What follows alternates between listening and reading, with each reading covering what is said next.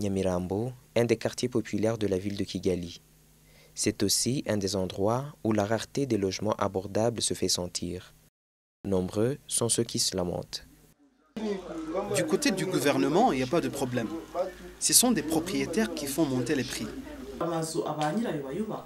Des propriétaires qui construisent des maisons y mettent beaucoup d'annexes, ce qui fait qu'on ne se sent pas à l'aise quand on y vit avec sa famille. La plupart des locataires aimeraient vivre près des voies urbaines. En général, les maisons de location sont vraiment chères. On peut se demander ce qu'en dit le gouvernement. Il y a un grand écart en ce qui concerne des unités de logement dans la ville de Kigali.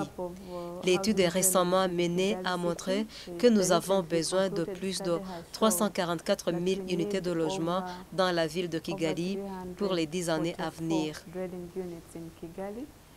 Nous avons déjà une politique de l'habitat, mais cette fois-ci, nous aimerions mettre l'accent sur le logement abordable. Le secteur de la construction au Rwanda est en plein essor, mais cela se manifeste d'un seul côté. Le secteur privé se focalise à 100% sur les personnes à revenus élevés. Donc, le gouvernement doit s'occuper des personnes à faible revenu. La réalité est qu'il n'y a pas de moyen formel de trouver des logements abordables. C'est un effort personnel qui se fait personnellement et individuellement. Le marché est libre au Rwanda et ce n'est pas facile de commencer à le manipuler.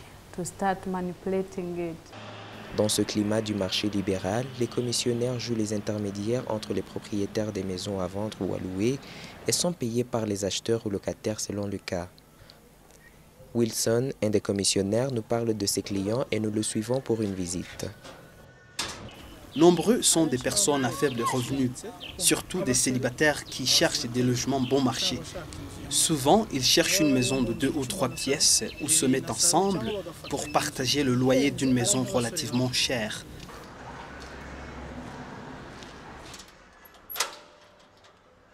Francs, soit 150 €.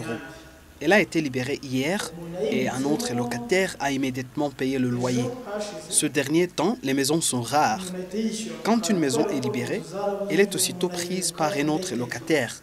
Le nouveau locataire aménage demain. Bienvenue. Les loyers qui augmentent tous les jours me tourmentent. Cela a été difficile pour qu'on puisse trouver cette maison. J'ai passé au moins 2 mois à la recherche d'une nouvelle maison. La maison qu'on occupait avant avait été vendue et le nouveau propriétaire voulait y vivre. Il a failli nous introduire en justice pour qu'on libère la maison. Cela vraiment a été difficile. Quand on considère le revenu mensuel, on se rend compte qu'il est vraiment limité. Les propriétaires des maisons augmentent le loyer en fonction du coût de la vie, mais ils ne se basent pas sur les revenus des locataires qui cherchent les mêmes maisons.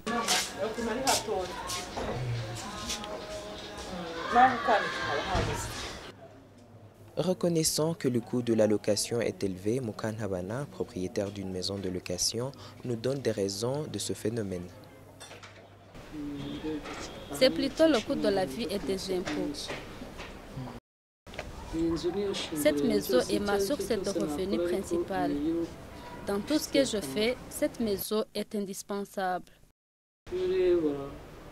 Quand on considère ces dépenses et les revenus, on se rend compte qu'il y a un grand écart.